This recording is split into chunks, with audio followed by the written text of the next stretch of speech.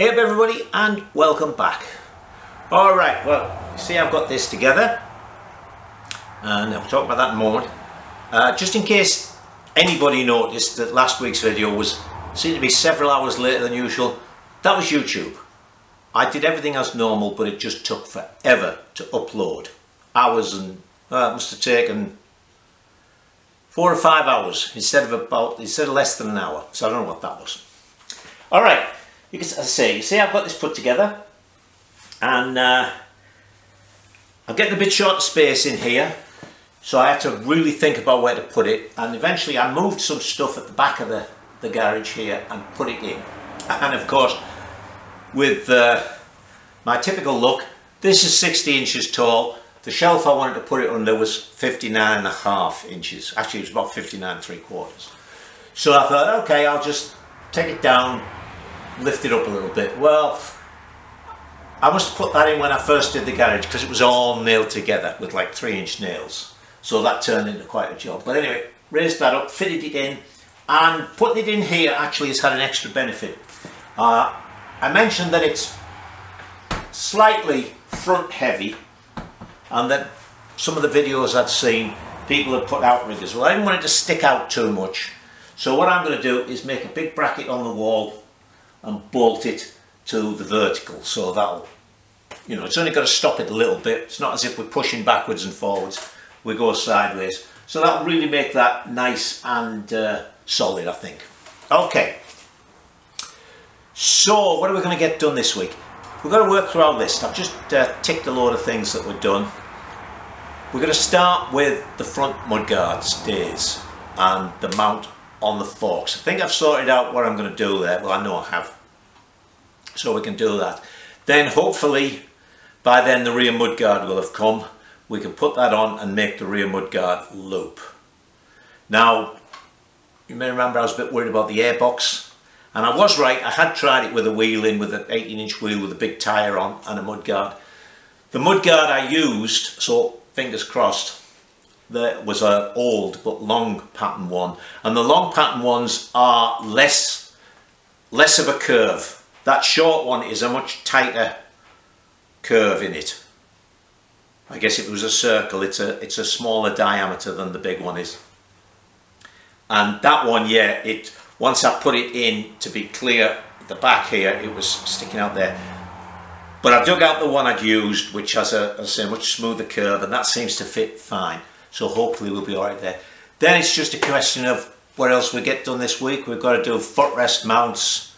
We've got to make the template up for the bottom of the petrol tank so I can see where the front mounts are going to go. I want to get all that done, because if we can get all that, just thought, brake pedal, prop stand.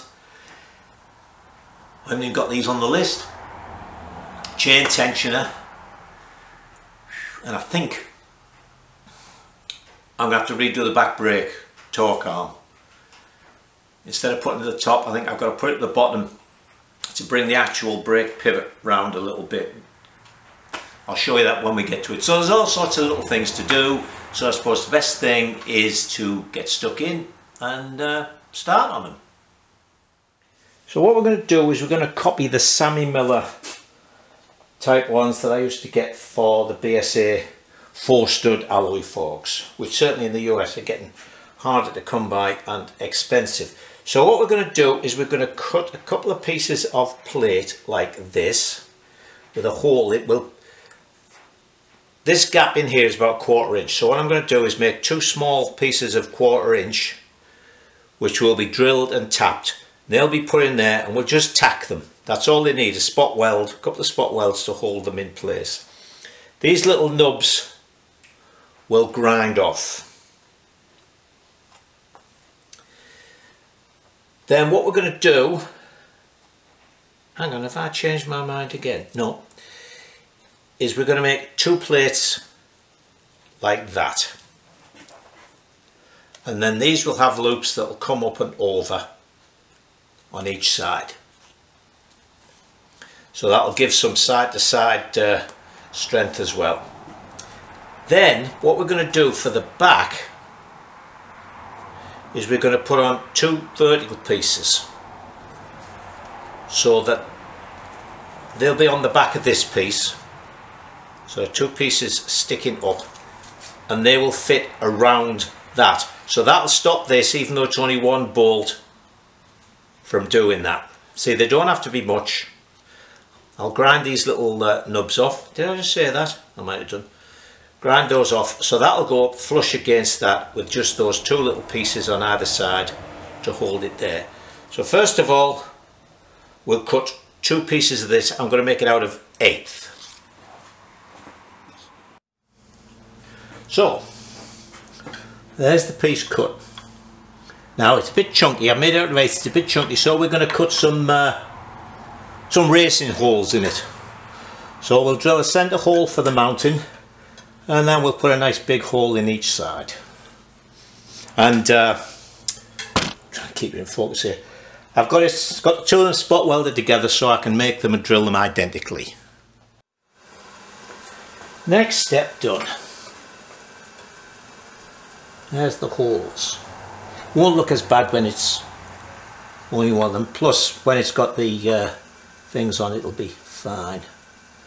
So now I've got to cut a couple of little strips and weld them, one there and one there. Actually, I did this 7/8 instead of 3/4 hole.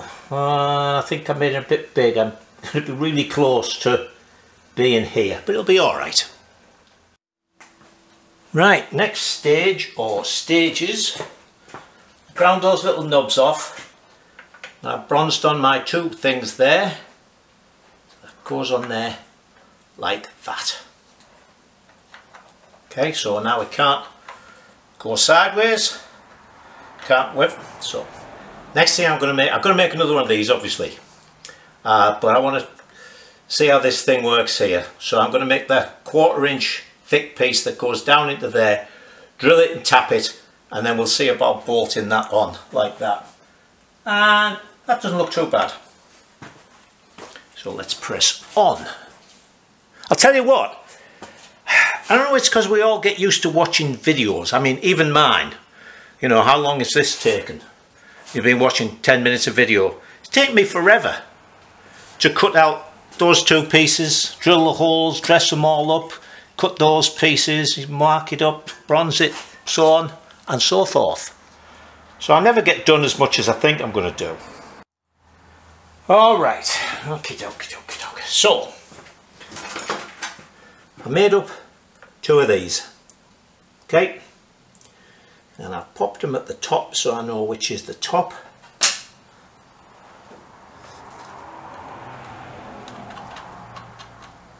They're just nicely going there. As I say, what I'll do is I'll spot weld them in there so they stay in there. This of course will be a lot easier to put on without the wheel in.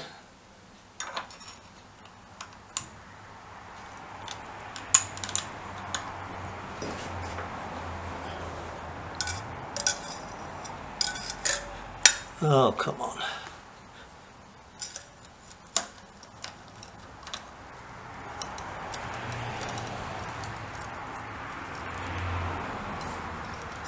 And there's that on there. Right. Not 3 bad. Hang on, let me move you around the other side. Bad with those holes in now. And as I say, you see, there'll be a hoop that'll go over there and a hoop that'll go over here, and that'll make that all rigid. And I might even just drill this for a smallish hole and put a little clip in to hold that. I think that would be nice. Alright, so let me go and bronze, well, cut and then bronze on those 2 little ears that go on. Let's see, once it's on, it's tighter. Plus, because once there's paint on this, a thickness of paint on the bracket and a thickness of paint on the fork, then we will be fine. I just remembered that I had an extra stay from when we did that B50, just to sort of show you. See, so that's going to go like that,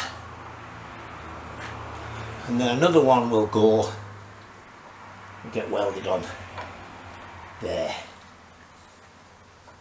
like that. Okay, so there they are, both done and on. So we'll come out tomorrow morning and we will attempt to make some loops.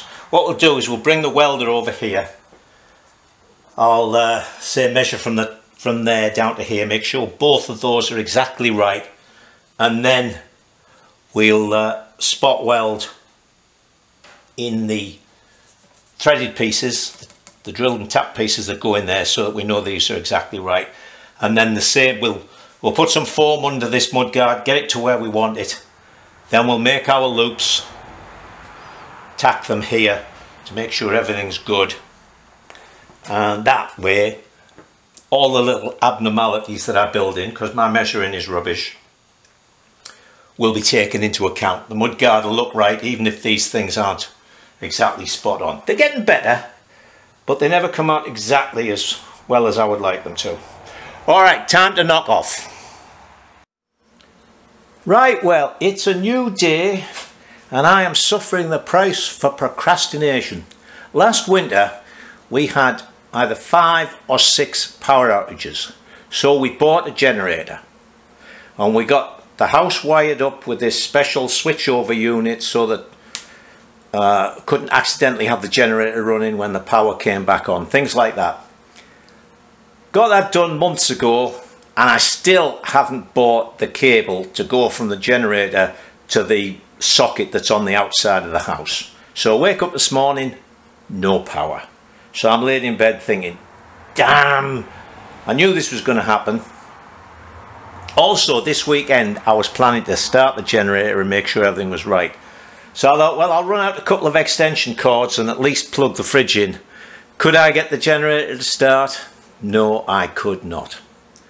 So there you go. Anyway, the power's back on now, but I've lost a couple of hours. And actually I've got to knock off again because I realised that the battery that went dead yesterday I never put on charge, so I'm going to go and do that and then we'll get started. Right, now what you see, I've got in and bronzed those pieces in to hold them in. So I measured from the bottom of the fork, these are exactly the same both sides, so everything's good there. Got some foam under here, set the mudguard to where I want it to be, which is just about to get your fingers under. You don't need it too high, and of course the higher you make it, the less distance you've got here. So what we're going to do now is make up 2 loops.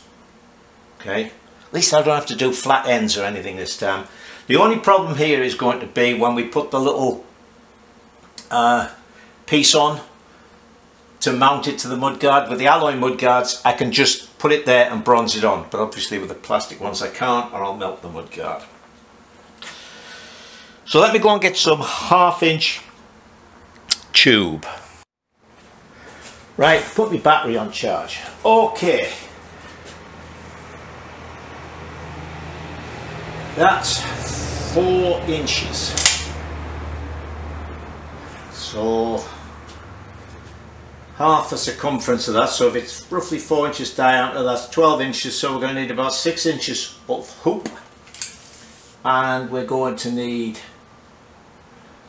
say, 7 inches to be on the safe side, so 2 7s are 14 and 6, we'll cut a 20-inch piece of 1/2 inch tube. Right, well, it would appear that the 6 foot length of 1/2 inch steel tubing I've been looking at for the last month is in actual fact alloy solid round.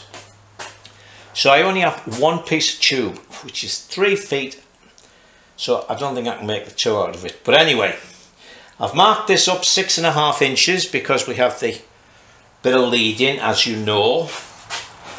And I seem to remember with the 1/2 inch thing, we can't use that, and we just do it like this. Yeah, there we go.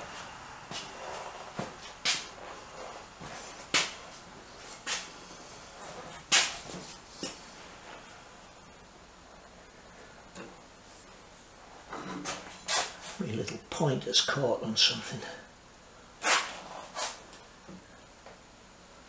Won't quite go all the way around, so let's have a look. That's 160. What's it catching on?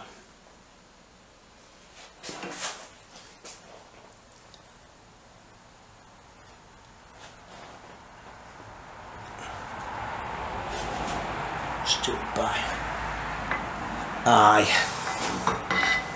Right, let's go and see what that's like.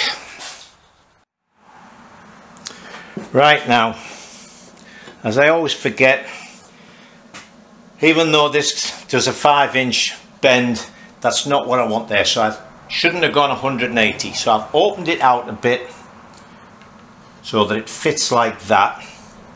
Then what we'll have to do, make sure you're seeing this, what we'll have to do is bend it here inwards.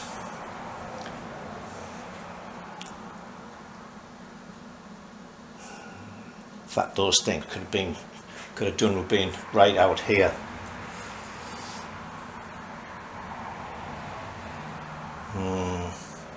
You know, my first plan was to make this to fit down into there. That would have been better.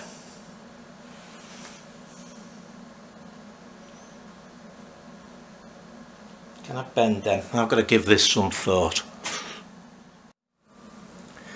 It's difficult to show it to you there, but that is fine on both of those things. Actually, I slipped up again. As I say, I patterned this on the Sammy Miller ones, and I made, to get the angle that these were, I measured how wide the bracket was at the top and how wide the bracket was at the bottom. It was 4 inches at the top, 3 inches at the bottom.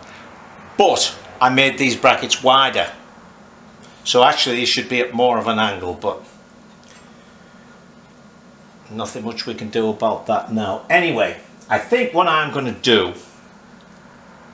for future is, because the die doesn't give me the right curve there, I might make a wooden die, because this stuff is so easy to bend. You know, it'd be nice if that just bent and went straight down. Well, I don't think I could get it like that. Anyway, that one works. So let me get that tacked on there. And I don't have enough to make another one. So I've got to order some. That'll come on Thursday. It's Tuesday today. Excuse me. Well, it'll come on Wednesday, but I won't be here Wednesday. I'm going to get in front of you. Yeah, that's fine. So I'm going to tack that on there.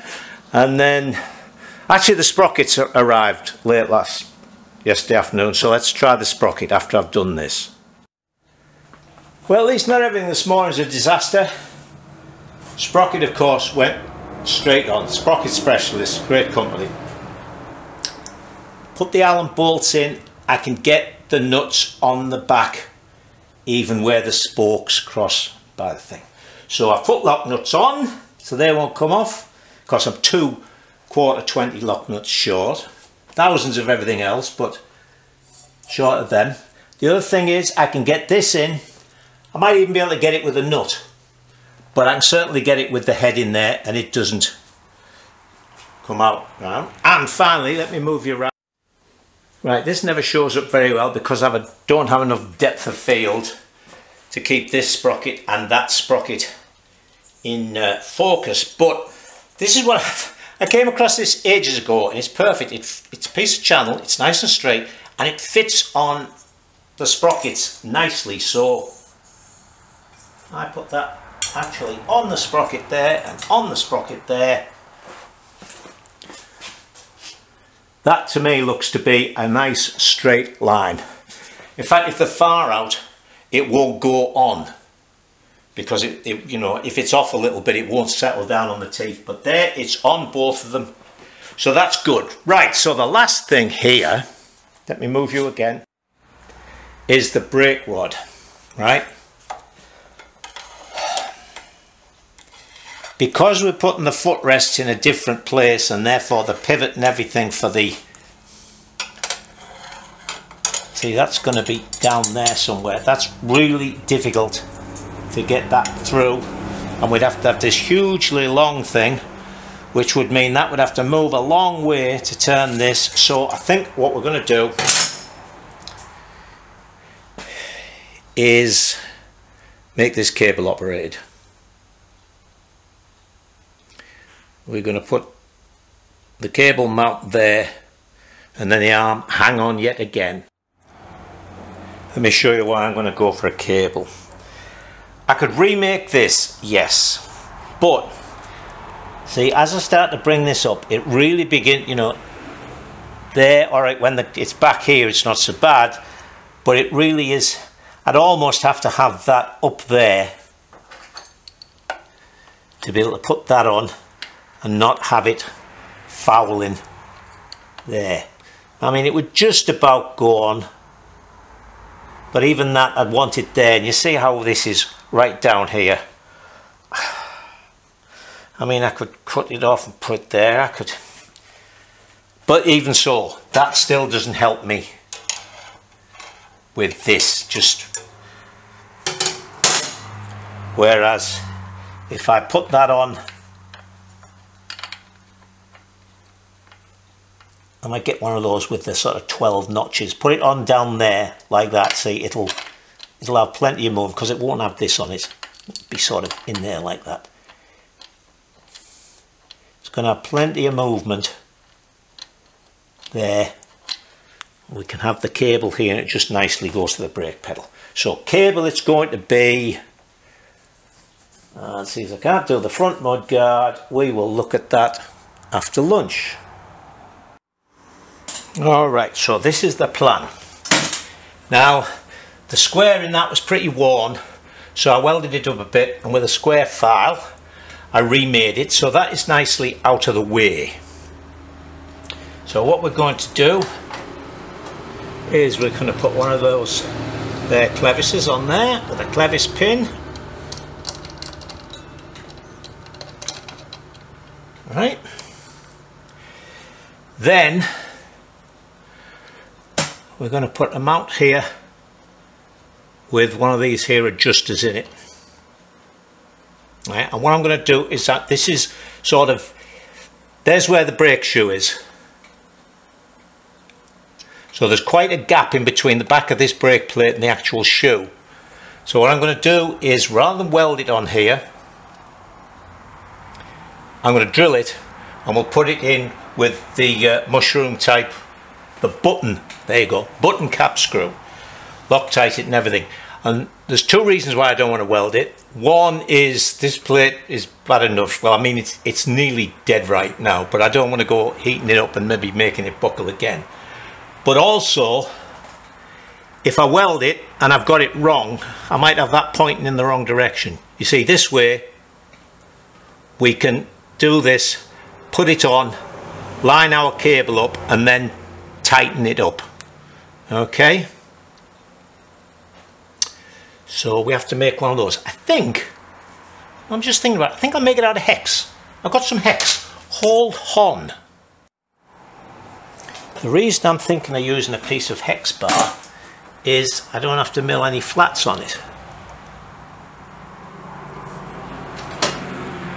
See, that would be I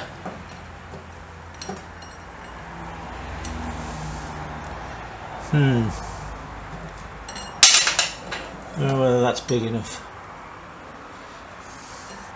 to have that drilled and tapped. Maybe not. No, we'll make it out a round and it gives us a little bit more meat for tapping this. So let's go and get set up in the lathe. Alright, I've got a piece of round stock. It's like 3/4, set up in a collet block here. So we're going to put a flat on each side of it. We're going to go down 120 thou each side and leave about a ½ inch, which we'll then drill and tap for that to go through. Then we're going to cut it off, put it in the lathe, and we're going to drill and tap for 5/16 fine from this end. Right, so let's see what we have got here.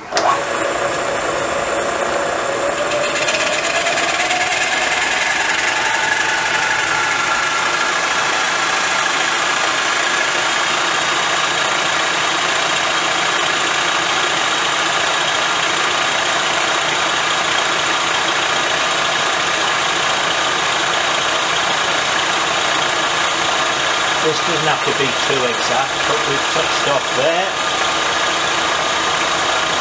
I'm just thinking about, oh, I'm going to have to move you because I can't turn the handle and raise the table.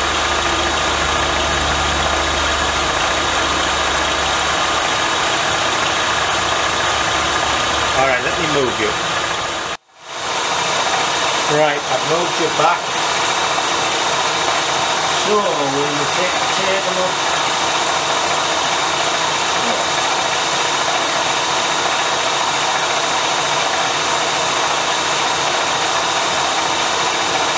Good.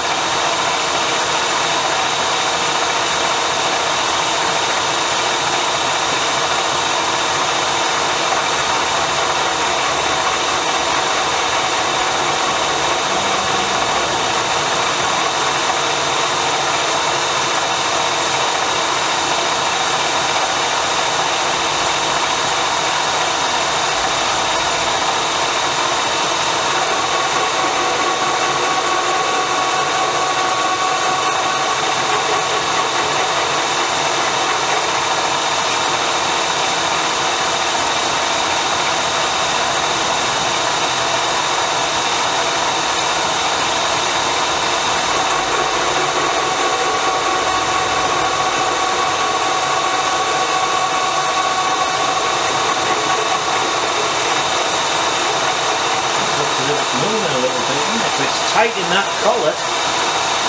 I'll check it. Although, like I say, this isn't anything other than putting a couple of flaps on.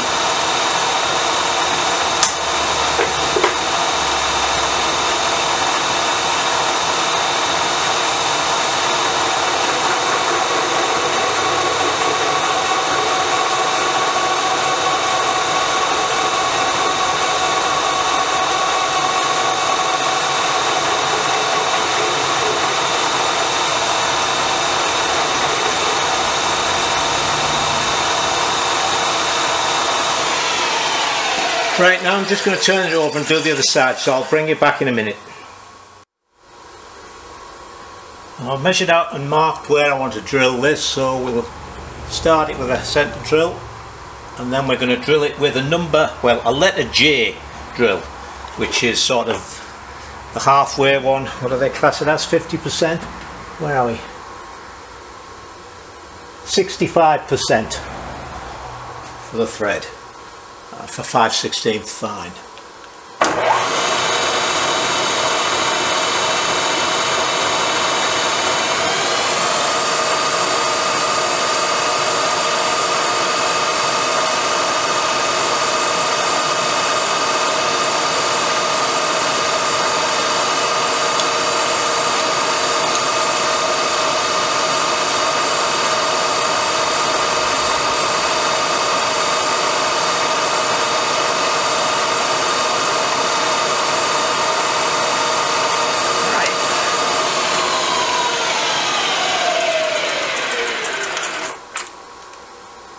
That's that. Put that back on the lathe before I forget. I've got to get some more of them. I've got some bigger ones, but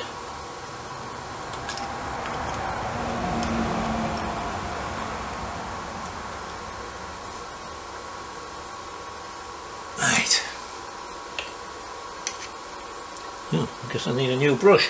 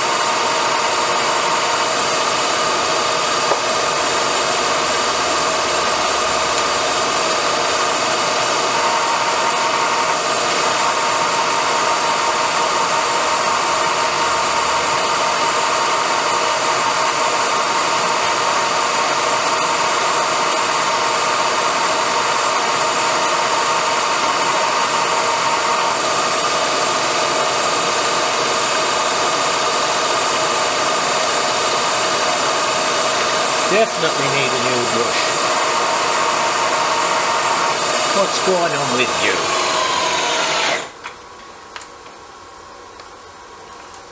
Let me get a new brush out. I can't. Tripod's in the way. We'll manage.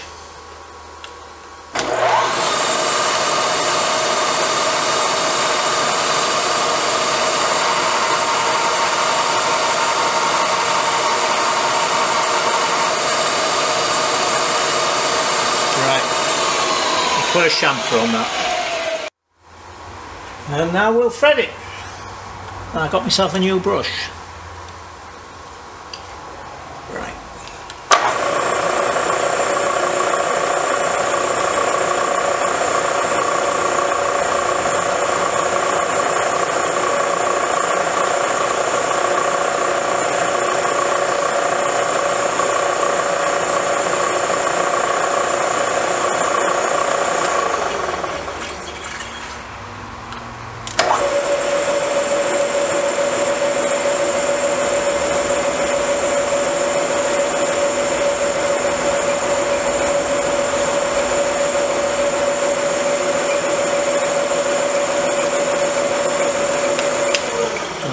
Hopefully,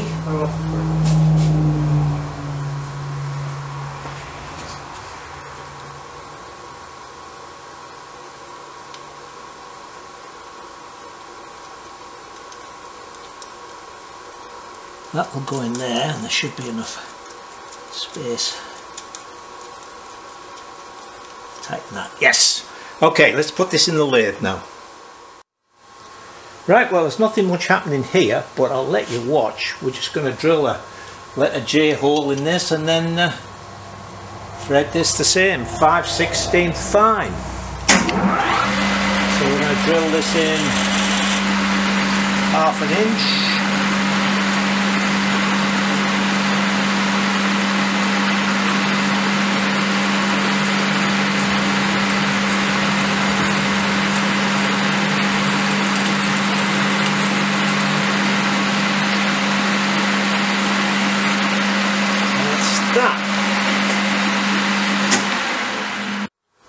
Then we're going to thread it, and I'm going to thread it by hand. I've got the follower thing in the tailstock to keep this level because it's going in such a small amount.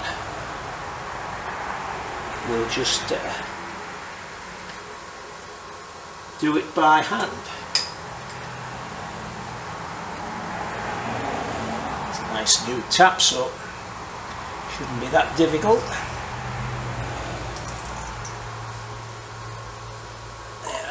Needing to put the lathe in low gear to stop the chuck turning. Now what I'm going to do is get it started a bit, and then we're going to take this tap out and use bottoming tap.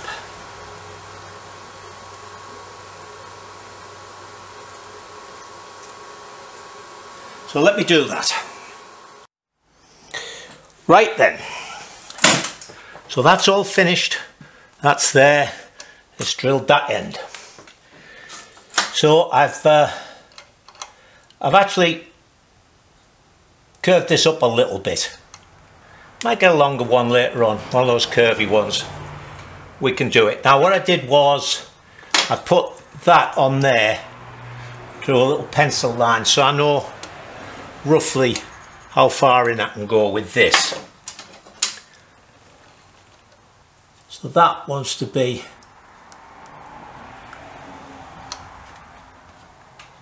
about there, like that. That's a bit up in the air, isn't it? You know what, I think that could do with being longer. Put that there. Bring this up here.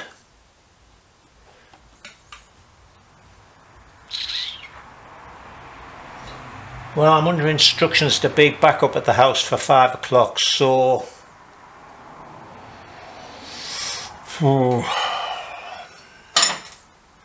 See, this is the other beauty of just drilling this and putting a bolt in. If we screw up completely, we can always just put a little stopper in that and a little blanking plug and put it somewhere else. That's a bit...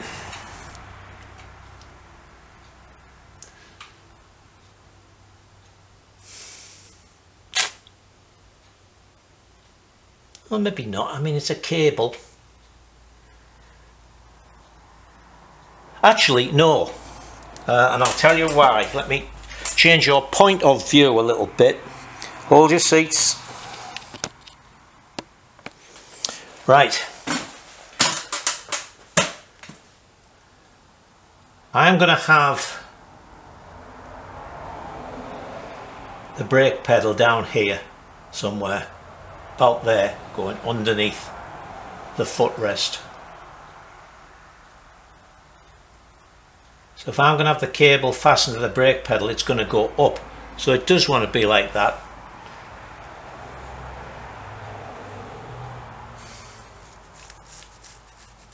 Oh.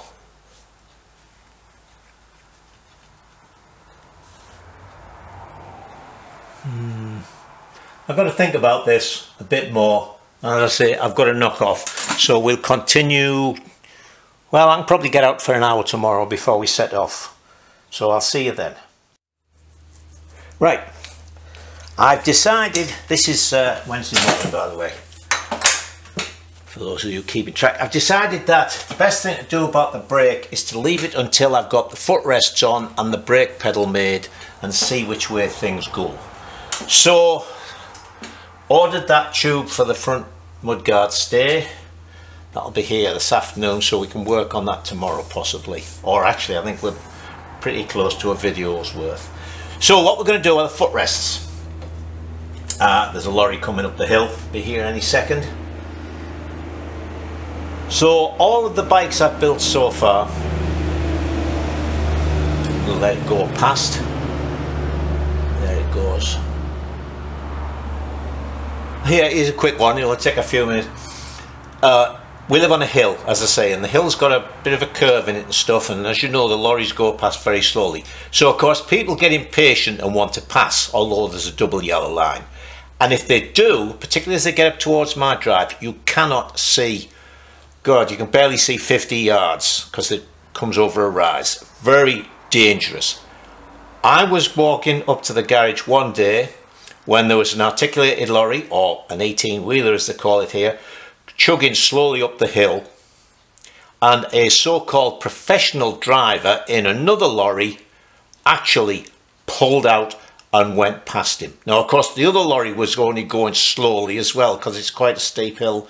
It took forever for him to get past. I just couldn't believe it. A couple of cars did meet it and had to pull over to the side of the road.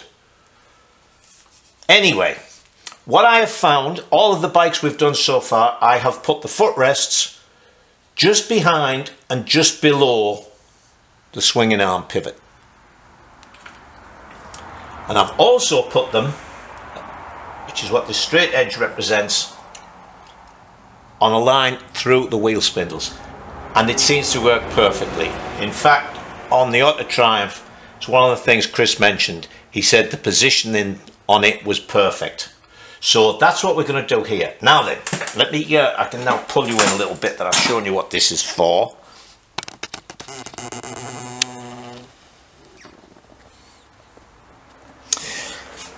Now then, as you will notice on this, I was most surprised, the swinging arm pivot is quite high up. So we actually want the footrest down here. Where is it? I just had hold of the... Oh, there they are, right there. So we want the footrest to be down here. Alright. Now as you may remember, these footrests go into their mountings at an angle. So you don't put the mounting on level. The mounting goes on like thus to get the footrest to be flat. So we're going to need it to be right down here, back a little bit. So I have made an template. Going to go and get welded on there like that. You can see the little square there. So let me take this off, see if I can hold all this together for you to see it.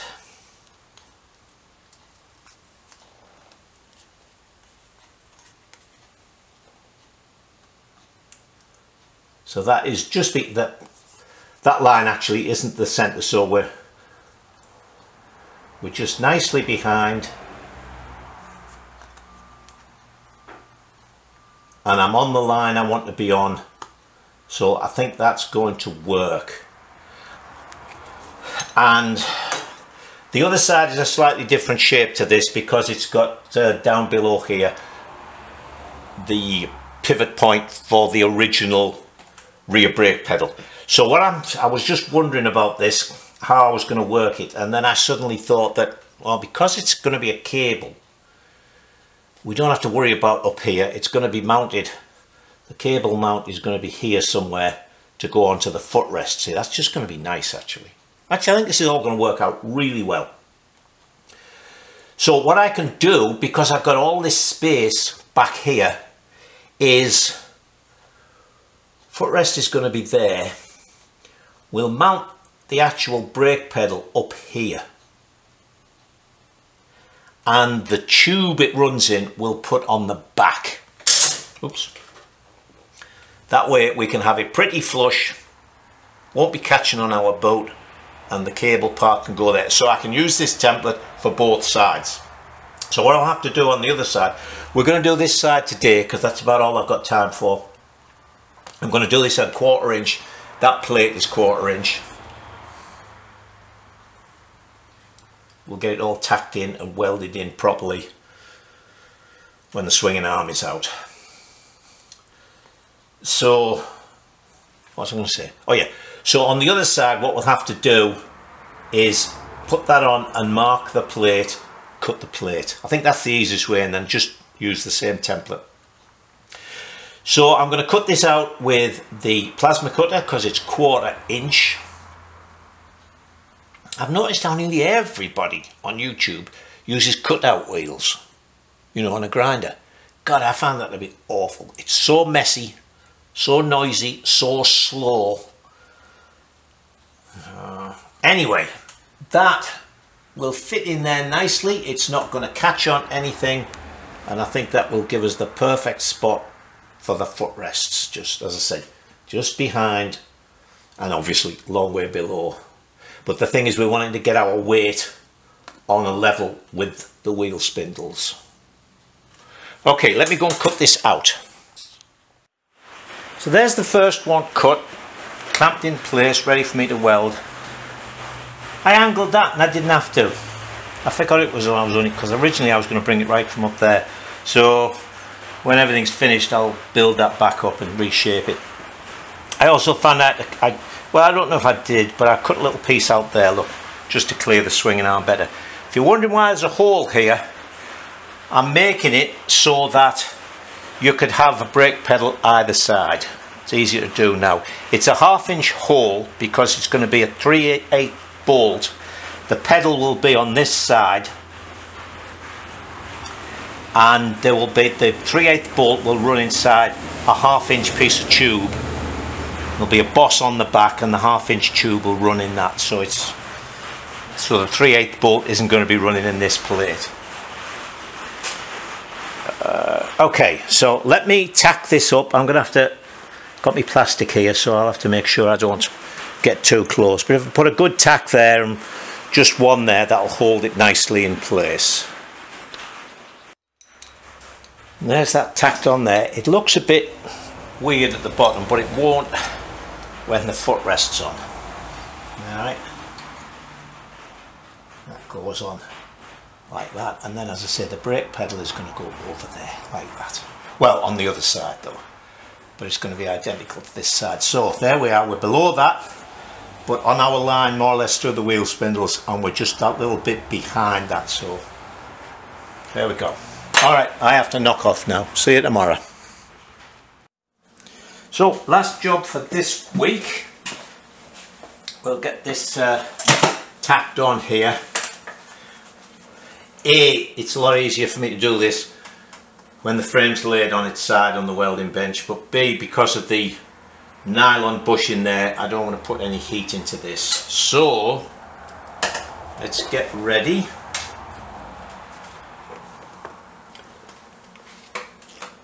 Put your welding mask on.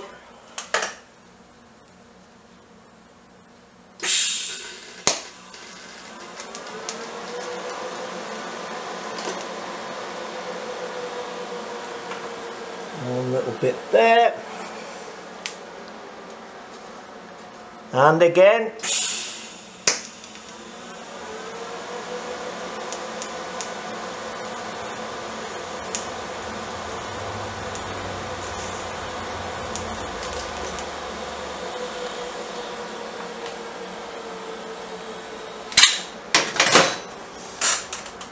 A few more amps when I actually weld this.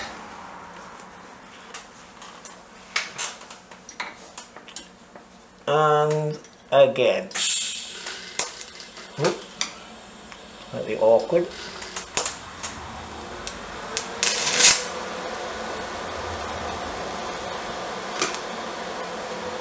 Yep, got the tungsten because I wasn't supported. Look at the lump on that. Anyway, that out of the way. Mask out of the way. Welding rod out of the way.